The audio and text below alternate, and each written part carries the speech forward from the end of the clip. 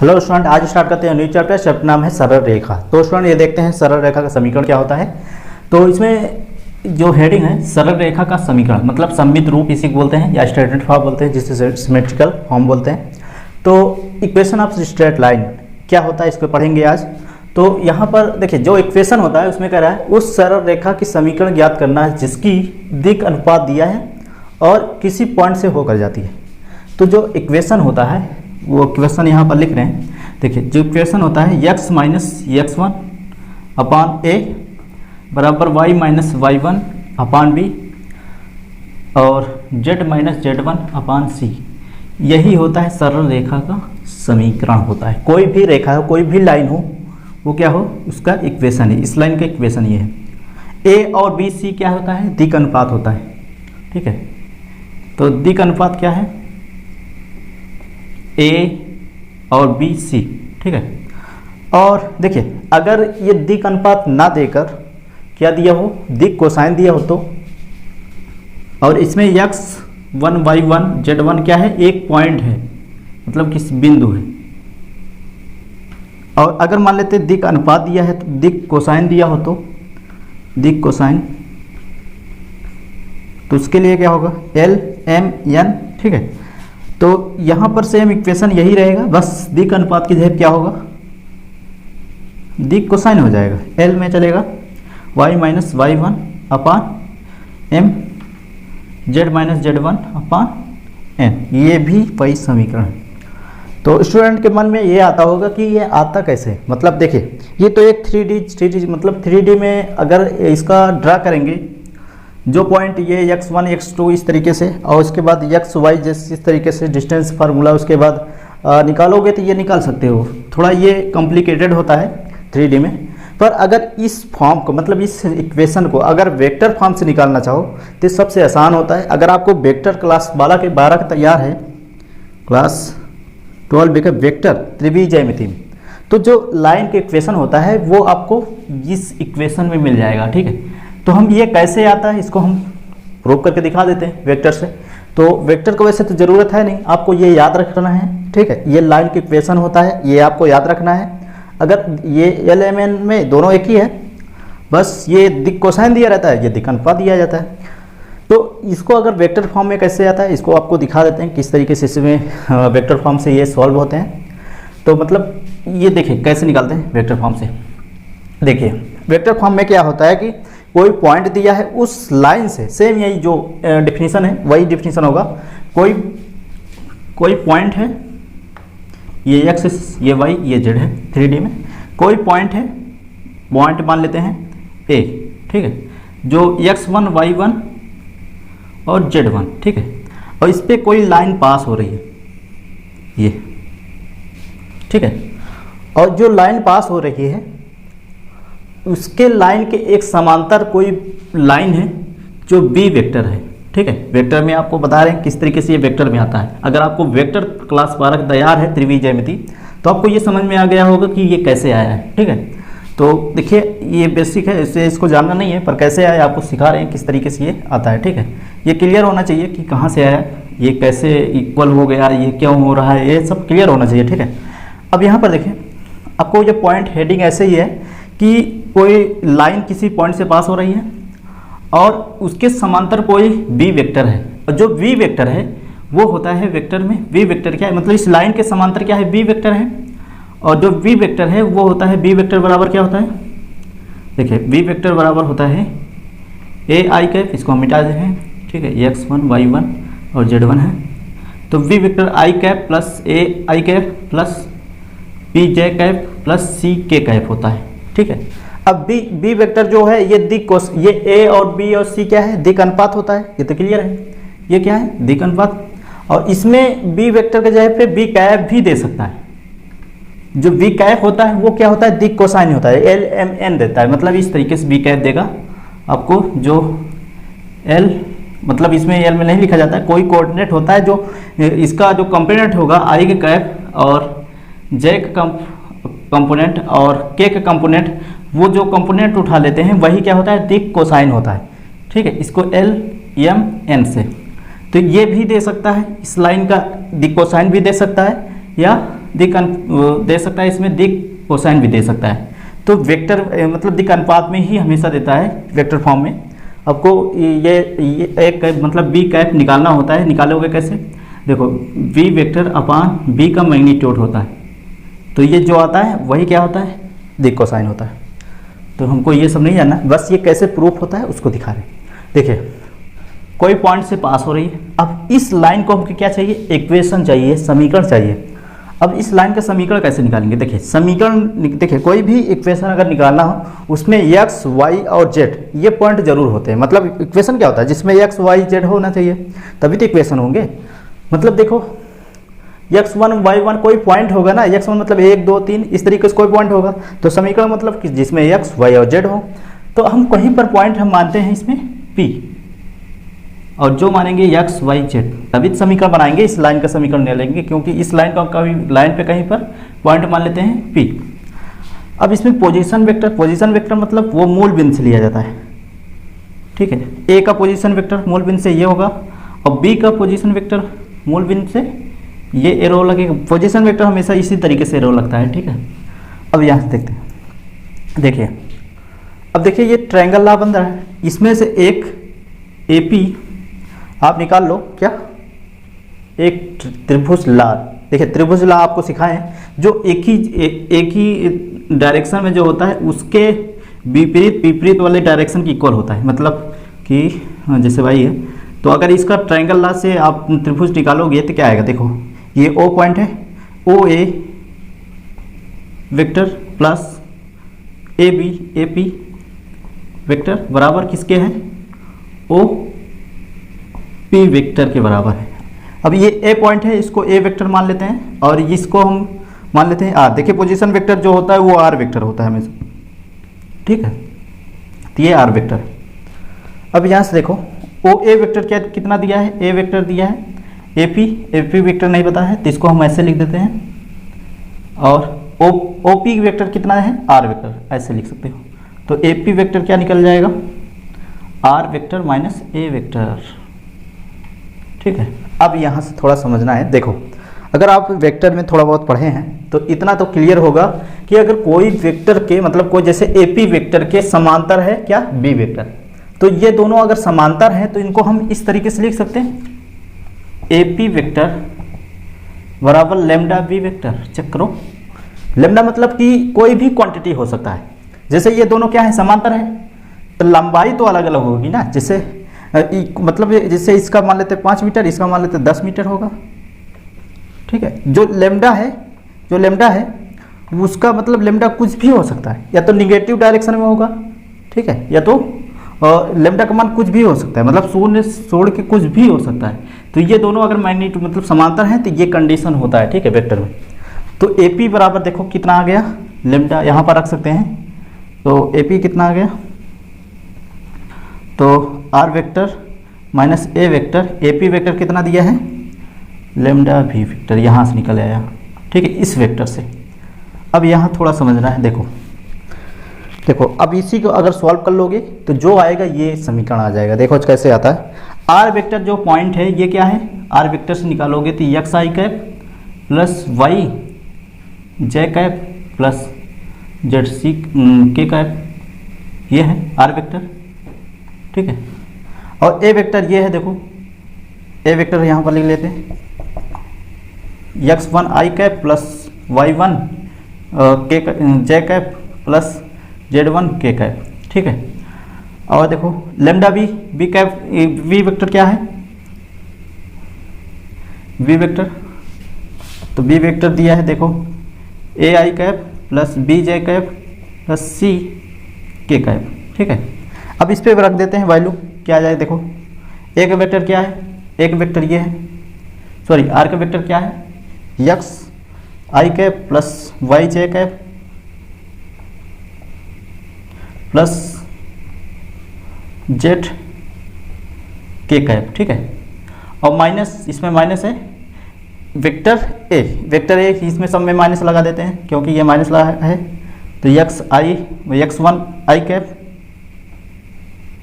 Plus, sorry minus होगा, y1 j cap minus z1 k cap, ठीक है। और लेमडा इस पे रख देते हैं, देखो लेमडा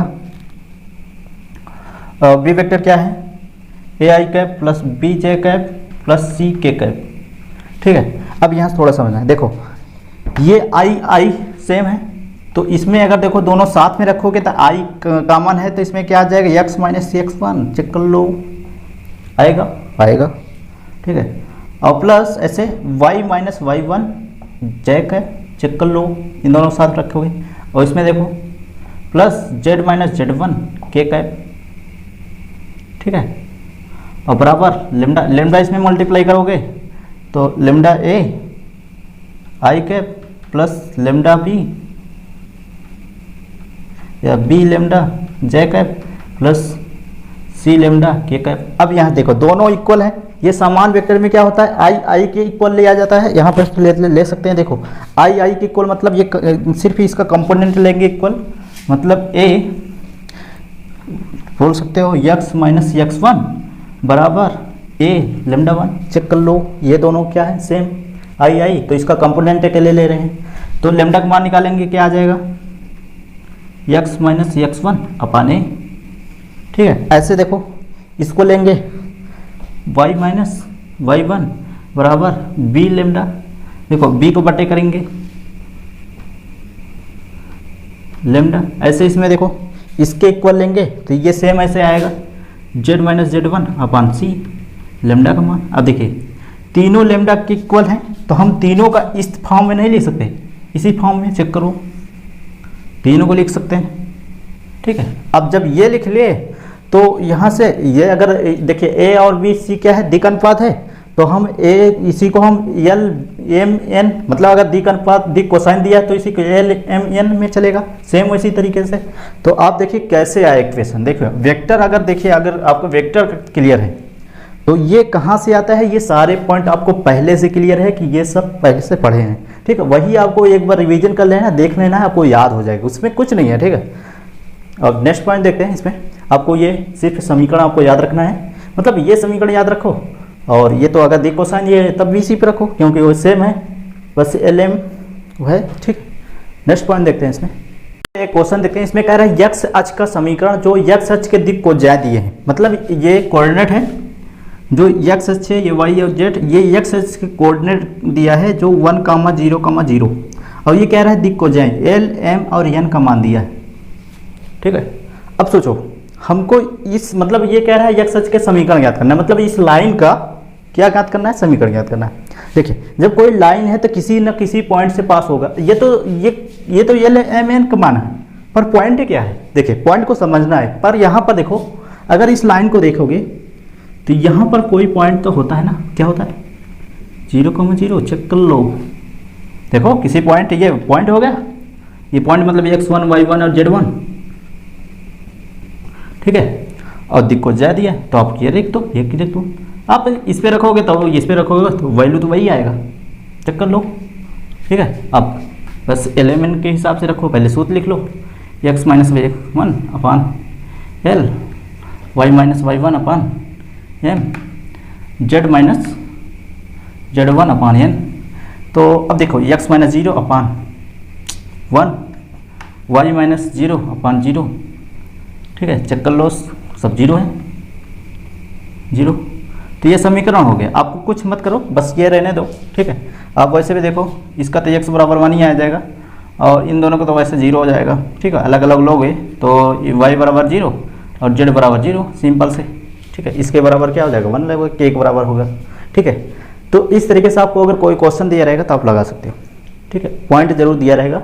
नेक्स्ट पॉइंट देखते हैं, इसमें क्या है। तो स्टूडेंट इस टॉपिक के देखते हैं, इसमें कह रहा है रेखा पर स्थित बिंदु के निर्देशांक ज्ञात कीजिए। मतलब कोई लाइन है, इस पे कोई पॉइंट है, उसका हमको कोऑर्डिनेट चाहिए x y और z, ये पॉइंट चाहिए, कैसे निकालेंगे। और जो रेखा है इसका आपको दिया रहेगा समीकरण, जैसे समीकरण क्या होता है x1, अब रेखा का समीकरण अभी इसके पहले ही बताए हैं, क्या होता है a y minus y one upon b z minus z one upon c, ठीक है। या तो आपको इस फॉर्म में दिया रहेगा, या तो क्या होगा एल एम, या तो एन में दिया रहेगा, इससे फर्क कुछ नहीं है, दोनों का सेम होता है, ठीक है। क्योंकि इक्वेशन देखो एल एम के मान दिया है तो इसी पर रखना है, ए बी सी का मान रखना है, इसी पर रखना है, ठीक है, इसे यही लिख देते हैं, ठीक है। अब यहाँ पे देखिए कोई पॉइंट हमको चाहिए, एक्स वाई और जेड का मान चाहिए, तो कैसे निकालोगे? अब देखिए ये आप नहीं रख सकते, ये पॉइंट जो है ये किसी पॉइंट से पास हो रही है, ठीक है, ये तो पॉइंट पास हो रहा है, फिर इसके साथ में द्विकन पद है, पर इसमें आपको निकालना है, इसमें ये पॉइंट रेखा कह रहा है, रेखा पर स्थित बिंदु के निर्देशांक। देखो पहले तो इस लाइन का समीकरण है, अब यहाँ पर हम निकालेंगे क्या, इसके बराबर हम मान लेते हैं के, तो जो x का मान आएगा वही तो कोऑर्डिनेट होगा, तो यहाँ पर देखो इसके बराबर ये लेते हैं के, x बराबर x माइनस 1 और के अपान l है, ठीक है, तो क्या आ जाएगा x बराबर x1 तो l के, ठीक है, यही आएगा। इसको इधर पक्षांतर करेंगे तो x बराबर क्या आ जाएगा, x1 प्लस l के, ठीक है। y का मान निकाल लेते हैं ऐसे, ये सेकंड वाले के बराबर ले लेंगे, क्या आ जाएगा m के, तो y माइनस y1 बराबर m के, तो y का मान क्या आ जाएगा y1 प्लस m के, और ऐसे z का मान निकाल लेते हैं, z माइनस z1 अपान n बराबर के, और z माइनस z1 बराबर n के, तो z बराबर क्या आ जाएगा n के प्लस z1। अब ये देखो x y और z का मान है ना, तो ये क्या है, कोऑर्डिनेट है इसका, इस रेखा पर स्थित पॉइंट का मान, ठीक है। तो क्या आ जाएगा x1, इसको पॉइंट में लिख सकते हो क्या, निर्देशांक, तो क्या लिखोगे, इसको लिखोगे, पहले x लिखा जाता है, x1 प्लस l के, और y1 प्लस m के, और z1 प्लस n के। अब यहाँ पर देखिए k का मान आपको निकालना पड़ेगा, तभी तो आप निकाल पाओगे। देखो अब यहाँ पर थोड़ा समझना है, इसी पे एक क्वेश्चन लिखिए।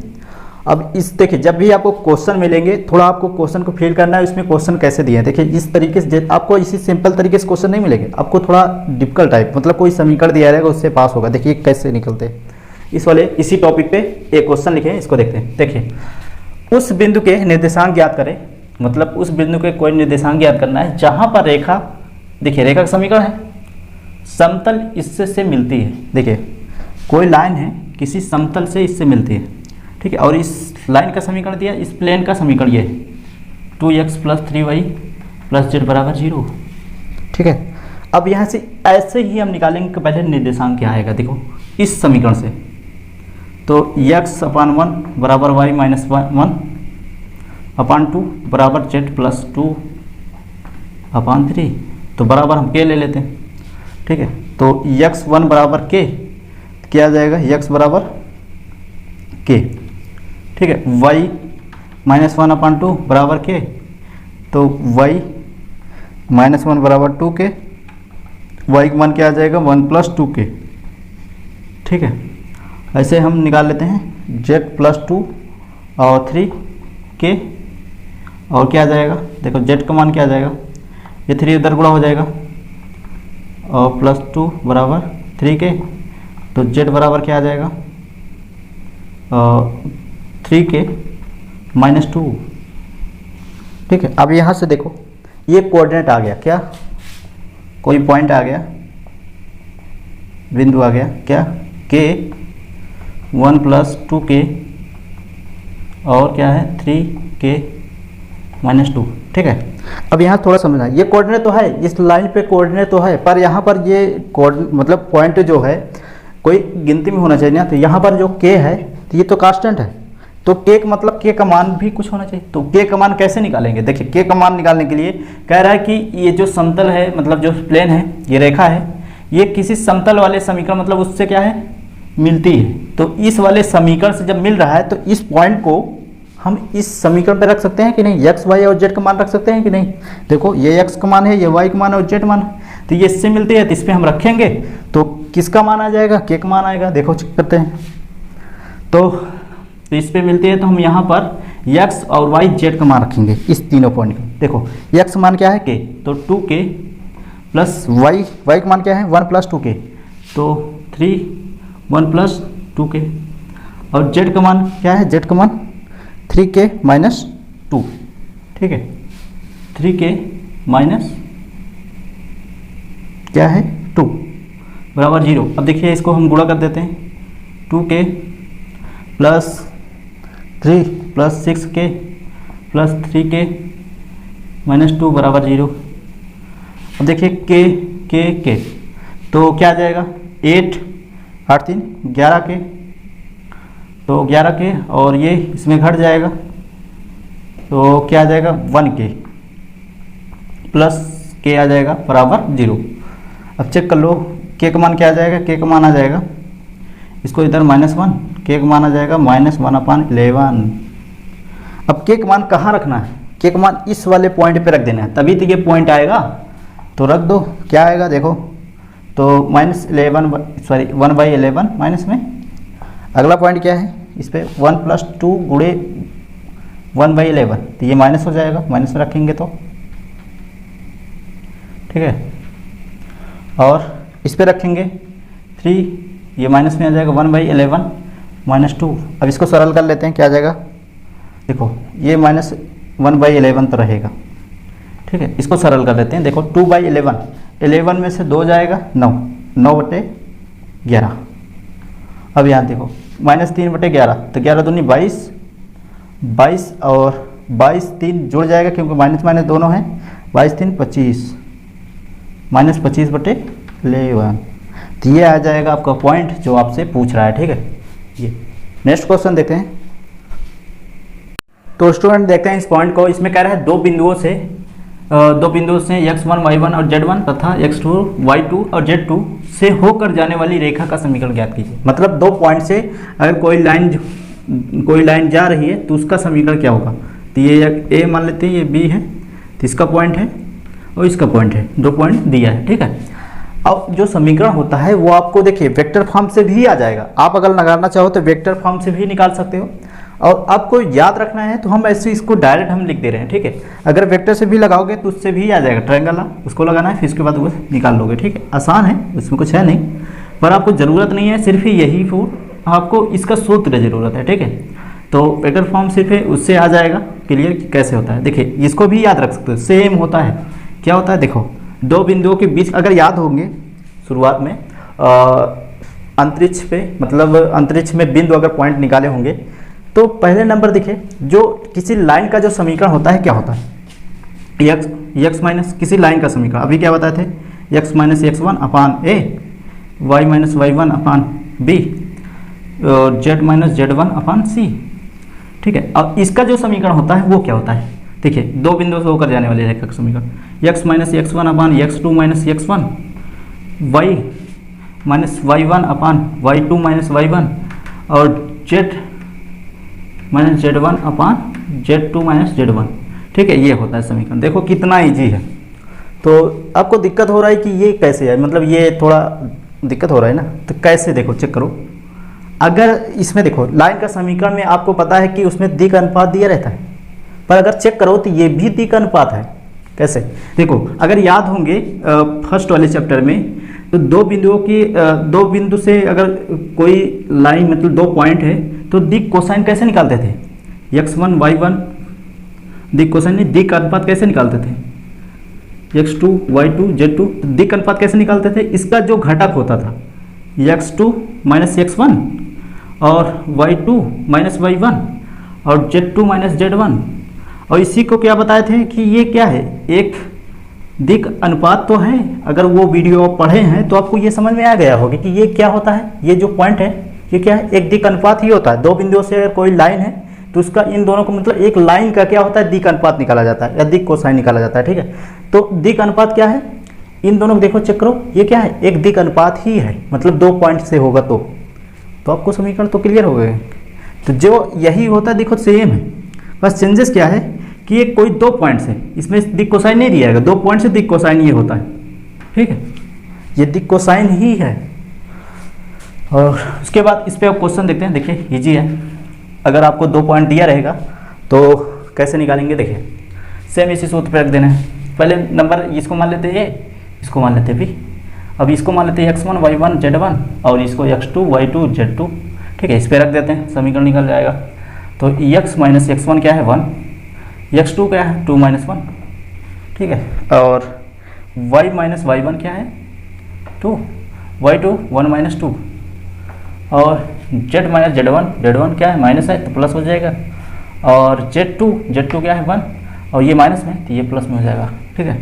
अब इसको निकाल लेंगे समीकरण, देखो तो x माइनस 1 अपान क्या है 1 और y माइनस 2 अपान 1 माइनस सॉरी यह आ जाएगा क्या -1 और z प्लस 1 अपान 2।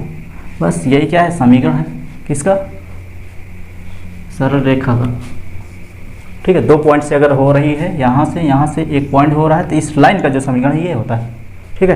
तो a1 और ये -1 और b क्या 2 क्या है एक दिक् अनुपात ही है, ठीक है। नेक्स्ट पॉइंट देखते हैं इसमें।